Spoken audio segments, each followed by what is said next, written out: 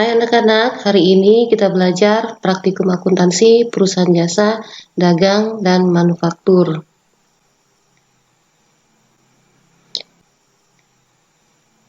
Dengan materi laporan posisi keuangan neraca dan laporan arus kas. KD-nya untuk pertama menganalisis akun-akun, penyusunan laporan laba rugi, perubahan neraca, dan arus kas, kemudian menyusun laporan pada perusahaan jasa.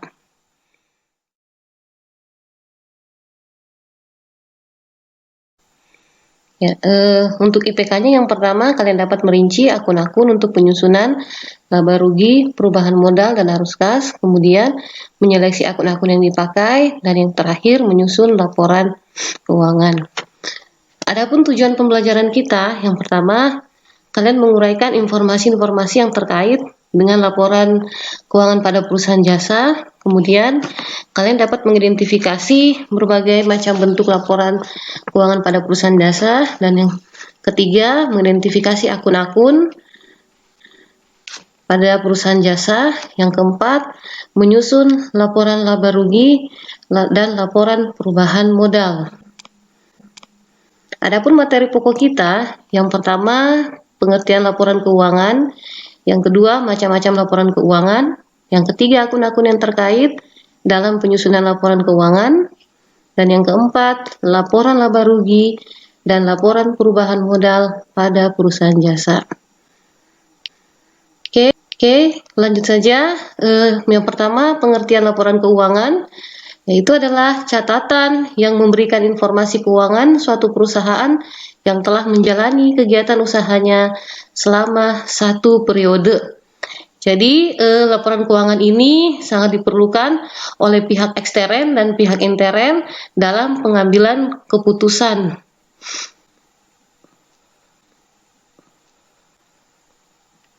Oke, kemudian macam-macam laporan keuangan pada perusahaan jasa. Yang pertama ada income statement, yaitu laporan rugi laba yang dibuat untuk mengetahui hasil kegiatan perusahaan pada periode tertentu. Kemudian statement owner, yaitu laporan perubahan modal, menunjukkan perubahan modal selama satu periode. Ketiga, balance sheet, yaitu menggambarkan posisi keuangan perusahaan pada periode tertentu. Dan yang terakhir, statement cash flow atau laporan arus kas, yaitu laporan arus kas yang masuk dan keluar dalam perusahaan selama periode tertentu. Adapun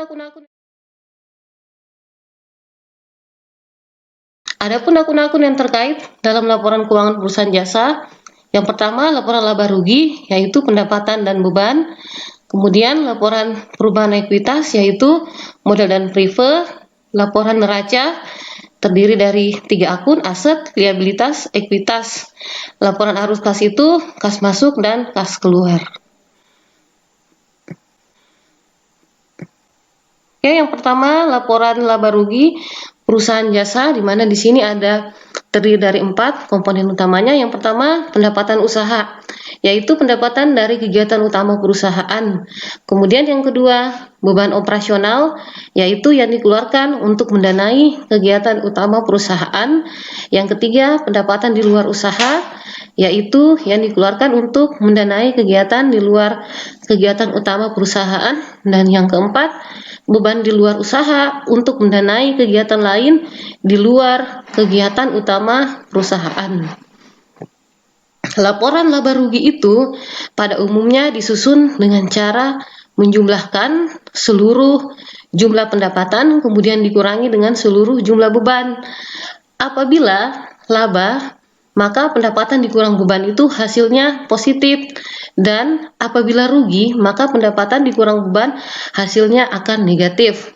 Kemudian dalam rugi laba itu disusun dalam 2 bentuk laporan, yang ada bentuk langsung dan ada bentuk bertahap. Ini bentuk yang pertama ya, bentuk langsung atau single step,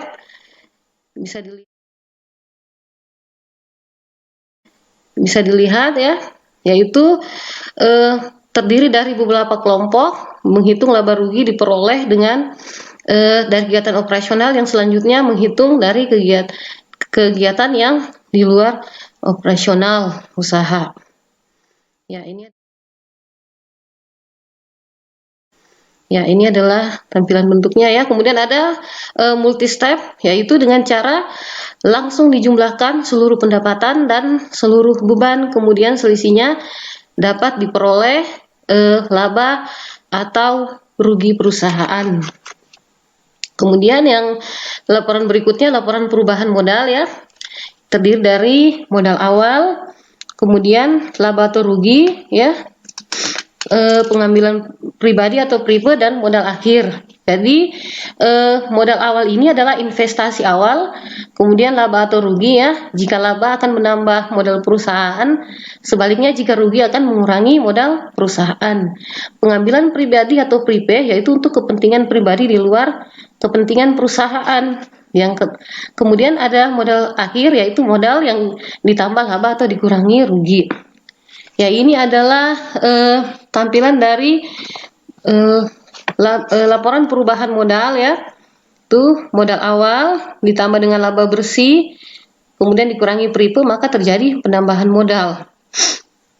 Oke, ini laporan posisi keuangan atau neraca. Ya, laporan posisi keuangan atau neraca ini ya terdiri dari komponen-komponennya. Ada kelompok aset. Ya, aset ini adalah semua kekayaan yang dimiliki oleh perusahaan, baik berwujud maupun tidak berwujud ya. Kemudian ada kelompok kewajiban. Kewajiban yaitu ada utang jangka panjang maupun jangka pendek ya. Kemudian ada ekuitas, diklasifikasikan menurut kekekalan ya untuk PT atau perseroan terbatas ya. Kemudian di sini ya bentuknya yang pertama adalah bentuk skontro.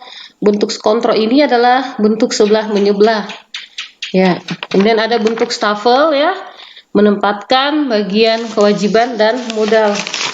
Ya, kemudian ada laporan arus kas. Ya, di sini ada 3 aktivitas utamanya ya. Bisa dilihat, laporan arus kas ini adalah laporan keuangan yang berisikan arus kas masuk dan arus kas keluar ya. Aktivitasnya yang pertama ada aktivitas operasi, mencerminkan penerimaan dan pengeluaran kas utama perusahaan. Kemudian ada aktivitas investasi ya, adalah yang berkaitan dengan sumber pengeluaran modal perusahaan, contohnya pembelian atau penjualan aset tetap ya. Kemudian ada aktivitas investasi ya. Aktivitas investasi ini mencerminkan penerimaan dan pengeluaran kas untuk investasi. Contohnya ya, arus kas yang berasal dari aktivitas pembayaran kas untuk beli aset tetap ya, kemudian penerimaan kas dari penjualan tanah, bangunan dan peralatan. Kemudian ada perolehan saham atau instrumen keuangan perusahaan lain.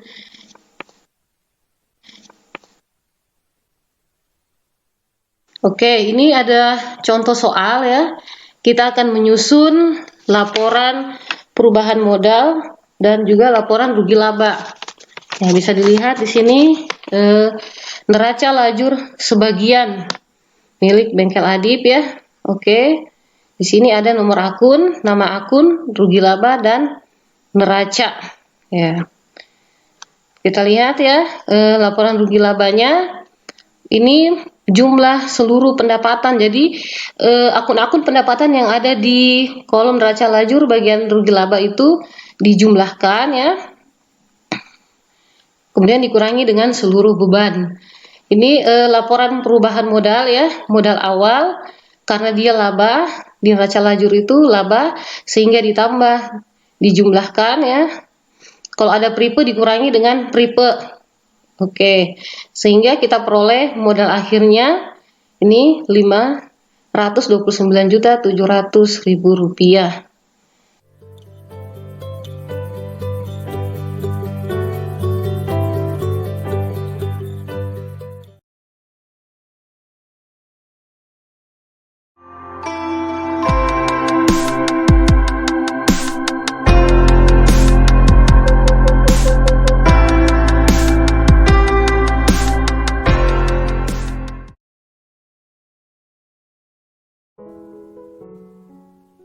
Video tutorial menyusun laporan laba rugi dan laporan perubahan modal pada perusahaan jasa.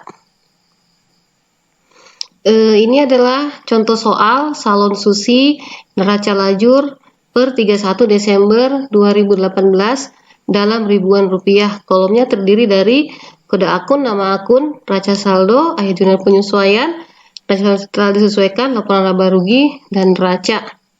Kemudian akunnya ada aktiva lancar, terdiri dari kas, piutang usaha, asuransi sewa dibayar di muka, kemudian perlengkapan ya, ada utang, ada beban. Kemudian di sini perusahaan mengalami rugi bersih 2.800.000 rupiah. Ya, di sini ya bisa dilihat. Oke, selanjutnya kita akan menyusun laporan laba rugi ya per 31 Desember 2018. Yang pertama, komponen pertama adalah pendapatan ya. Dari neraca lajur tadi kita memperoleh pendapatan usaha sebesar 9.800.000. Kemudian beban usahanya terdiri dari beban gaji ya 6.400.000, beban listrik 1.600.000, beban iklan 800.000, beban asuransi 600.000 rupiah. Kemudian beban perlengkapan 3 juta, beban depresiasi 1.800.000, beban bunga 1 juta rupiah. Nah, beban-beban ini dijumlahkan itu totalnya 12.600.000 rupiah. Kemudian pendapatan tadi dikurangi dengan beban karena lebih besar beban daripada pendapatan sehingga rugi bersih 2.800.000 rupiah. Ya. Sama kayak neraca lajur tadi ya, ruginya 2.800.000. Oke, selanjutnya kita akan menyusun laporan perubahan modal.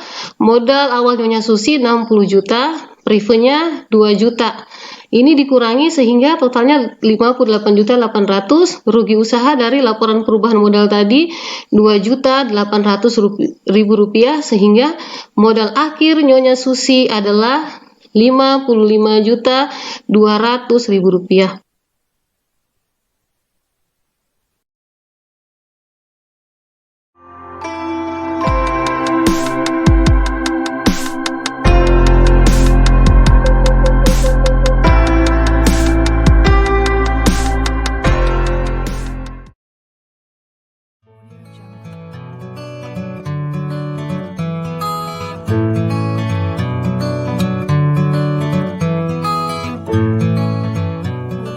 Hai anak-anak, ketemu lagi dalam mata pelajaran praktikum akuntansi, perusahaan jasa, dagang, dan manufaktur.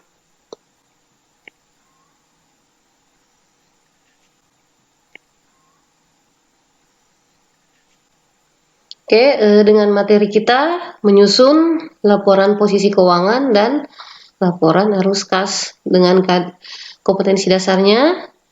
Yang pertama, menganalisis akun-akun untuk penyusunan laporan keuangan perusahaan jasa. Kemudian menyusun laporan keuangan perusahaan jasa dengan IPK-nya. Yang pertama, kalian dapat merinci akun-akun untuk penyusunan laporan keuangan perusahaan jasa, kemudian menyeleksi akun-akun, dan yang ketiga, menyusun laporan keuangan perusahaan jasa. Oke, tujuan pembelajaran kita ya, melalui pendekatan saintifik dengan menggunakan model pembelajaran inquiry dan problem based learning, kalian dapat yang pertama, mengidentifikasi neraca, kemudian menguraikan prosedur dalam membuat neraca, yang ketiga, membuat atau menyusun neraca pada perusahaan jasa, dan yang keempat, mengidentifikasi laporan arus kas, dan yang kelima, menguraikan prosedur dalam membuat laporan arus kas. Kemudian yang terakhir, membuat atau menyusun laporan arus kas pada perusahaan jasa. Dengan kreatif, mandiri, penuh tanggung jawab, dan tepat. Adapun materi pokoknya yaitu macam-macam laporan keuangan perusahaan jasa. Laporan yang pertama, laporan posisi keuangan atau neraca, kemudian laporan arus kas. Oke, lanjut saja. Yang pertama, pengertian dari laporan posisi keuangan atau neraca adalah laporan yang menggambarkan posisi keuangan perusahaan pada periode tertentu. Kemudian laporan arus kas ya adalah laporan keuangan yang berisikan arus kas masuk dan arus kas keluar suatu perusahaan pada periode tertentu. Ya. Aktivitas arus kas ini seperti yang Ibu jelaskan pada pertemuan yang lalu ya, terbagi atas 3, yaitu aktivitas operasi, investasi, dan pendanaan. Oke, kita lanjut ke contoh soal ya. Ini ada neraca lajur sebagian milik Bengkel Adib ya. Di situ ada nomor akun, nama akun, kolom rugi laba, dan kolom neraca. Ya. Jadi kita akan menyusun laporan posisi keuangan neraca ya. Di sini sudah nampak jelas ya.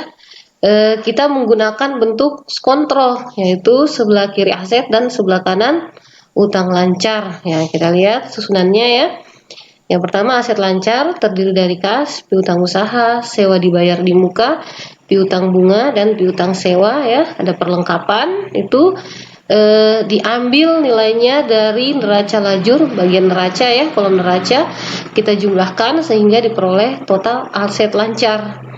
Ya, kemudian untuk aset tetapnya itu ada peralatan, kemudian ada akumulasi penyusutan peralatan dikurangi, oke, sehingga kita peroleh nilai dari total aset tetapnya. Ya, untuk memperoleh total aset, yaitu total aset lancar dijumlahkan dengan total aset tetap. Ya, oke, ya, dan lihat ya.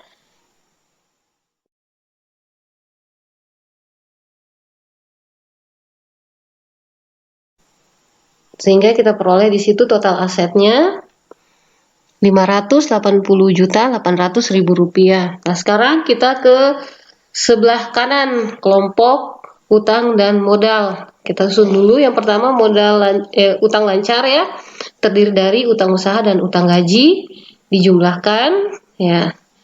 Kita peroleh 51.100.000 rupiah. Kemudian ini modal Tuan Adib ini dia bukan modal awal tapi modal yang berasal dari perolehan laporan perubahan modal ya. Setelah itu dijumlahkan sehingga diperoleh total kewajiban ditambah modal ya, harus balance dengan total asetnya ya. Kalau tidak balance berarti laporan posisi keuangan yang kita buat salah. Nah, kemudian ini kita akan menyusun laporan arus kasnya ya. Laba bersih tahun sebelumnya ya. Ini kemudian ditambah dengan kenaikan utang usaha, kenaikan utang pegawai ya. Oke. Dikurangi kemudian ada kenaikan piutang bunga, kenaikan piutang usaha, kenaikan perlengkapan ya, dikurangi dan peralatan. Ya, ada di situ kita peroleh kas awal tahun. Kemudian nanti nilainya itu dikurangi sehingga peroleh kas akhir tahun ya. Ini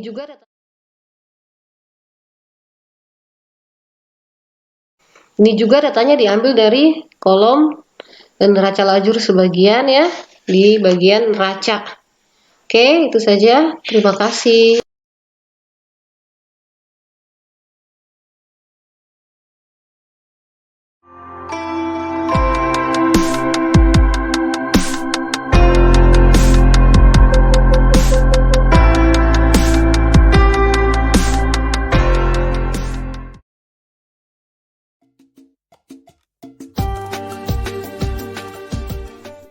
Anak-anak, hari ini kita belajar praktikum akuntansi, perusahaan jasa, dagang, dan manufaktur ya.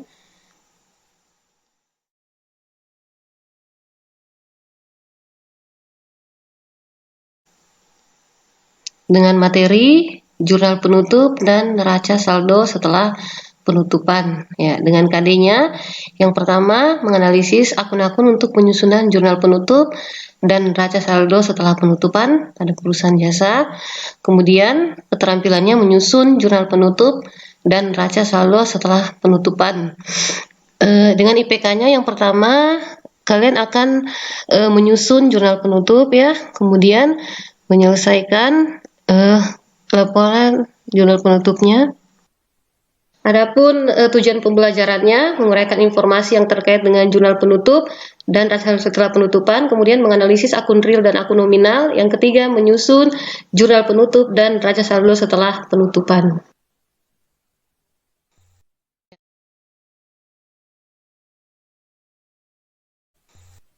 Adapun materi pokok kita ya, yang pertama pengertian jurnal penutup dan raca setelah penutupan, kemudian akun-akun real dan akun nominal, dan yang ketiga kita akan menyusun jurnal penutup dan raca saldo setelah penutupan. Oke, materi kita yang pertama yaitu pengertian jurnal penutup adalah jurnal yang dibuat pada akhir periode untuk menutup akun nominal, pendapatan, dan beban serta pripe dengan memindahkan saldo ke akun modal. Ya. Setelah melakukan penutupan akun nominal ya dan akun real, tahap selanjutnya adalah menyusun neraca saldo setelah penutupan. Kredit dari masing-masing saldo real yang akan dibuka untuk periode akuntansi berikutnya. Kegunaan dari jurnal penutupan ini adalah yang pertama akun-akun pendapatan dan akun beban, yaitu akun-akun sementara yang digunakan untuk menghitung laba atau rugi selama satu periode. Laba atau rugi ini kemudian akan dipindahkan ke akun modal agar dapat digunakan untuk pencatatan periode berikutnya. Akun-akun tersebut harus bersaldo nol, untuk itu perlu dibuatkan jurnal penutup. Kemudian ada akun prive yang merupakan juga akun sementara digunakan untuk mencatat penarikan modal yang dilakukan dalam periode yang bersangkutan. Pada akhir tahun, akun ini juga harus ditutup dan dipindahkan ke akun modal melalui jurnal penutup. Ya.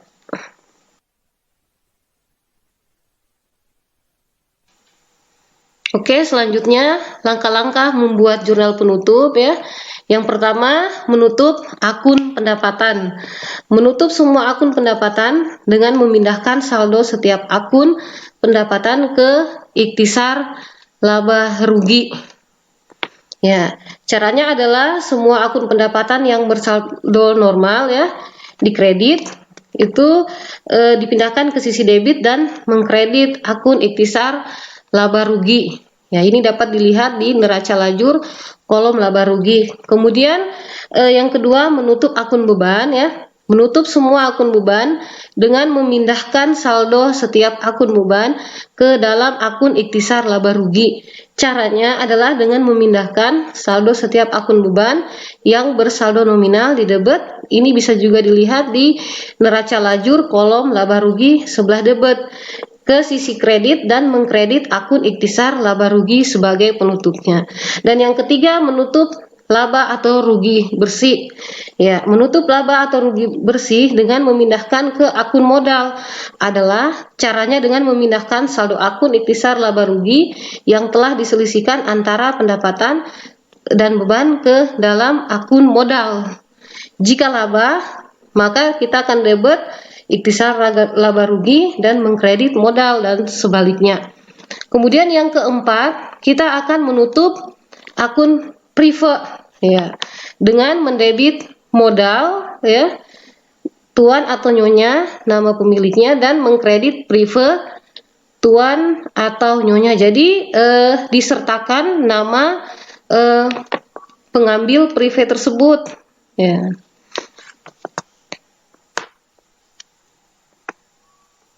Oke, selanjutnya pengertian dari neraca saldo setelah penutupan, yaitu suatu daftar akun buku besar yang berisi saldo-saldo akun buku besar setelah perusahaan melakukan penutupan buku. Dengan demikian ya, semua akun nominal perusahaan pada buku besar akan bersaldo nol dan yang masih memiliki saldo hanya akun real saja, yaitu aset, kewajiban, dan ekuitas. Oleh karena itu, neraca saldo yang disusun setelah penutupan buku hanya berisi akun-akun real saja. Ya, adapun tujuan utama dari penyusunan ini adalah untuk memeriksa kebenaran dan keseimbangan jumlah debit dan jumlah kredit setelah dilakukan penutupan buku. Oke. Pemeriksaan ini dilakukan dengan cara membandingkan data yang tercantum dalam neraca saldo setelah penutupan buku dan neraca yang terdapat dalam kolom neraca lajur atau dengan laporan posisi keuangan yang telah dibuat. Saldo akun-akun yang tercantum dalam neraca harus sama dengan saldo akun-akun yang tercantum dalam neraca saldo setelah penutupan. Oke, berikutnya ya. Akun real dan akun nominal. Ya, akun real itu atau permanen adalah rekening yang saldonya tidak ditutup pada akhir periode akuntansi. Rekening tersebut akan dibawa pada periode yang selanjutnya. Ya, yang tergolong dalam akun real ini ya ada 3 komponen, aktiva, utang, dan modal. Kemudian ada akun nominal ya, adalah pendapatan, di situ ada pendapatan, biaya, dan juga prive. Ya, akun nominal ini rekening yang dipakai ya, yang akan disusun jurnal penutupnya. Kemudian ini ada contoh soal neraca lajur ya, sebagian. Jadi ketika kita mau menyusun jurnal penutup dan neraca saldo setelah penutupan ini, kita membutuhkan neraca lajur atau kertas kerja. Ya. Di situ ada kolom rugi labanya juga dan ada kolom neraca.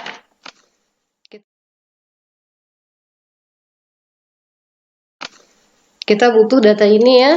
Oke. Bisa dilihat. Selanjutnya kita akan menyusun jurnal penutup ya. Yang pertama, menutup pendapatan ke ikhtisar laba rugi.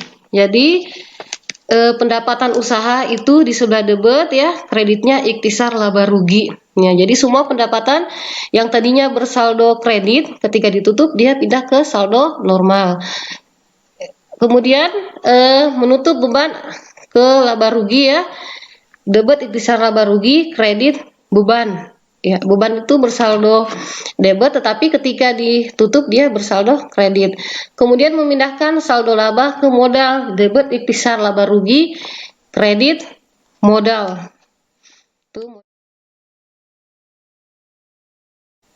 Itu modal Tuan Adib ya, karena pemilik perusahaan adalah Tuan Adib. Ya.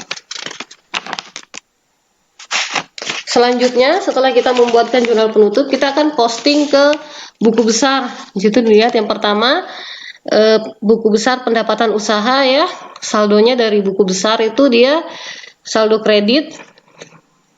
Kemudian ada jurnal penutup ya, sehingga bersaldo 0.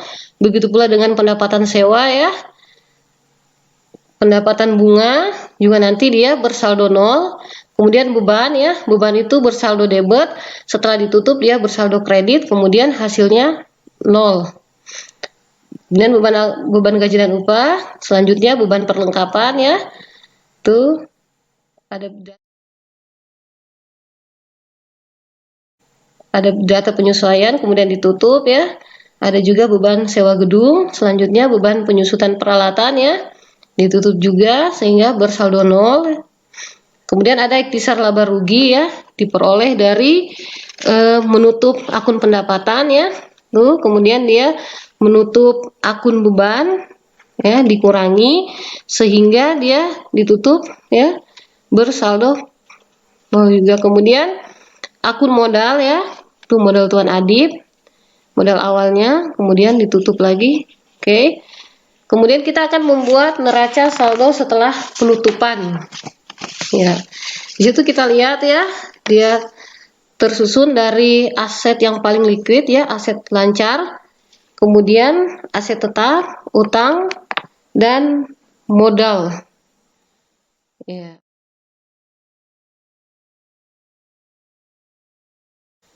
Ya. Sehingga nanti totalnya balance ya.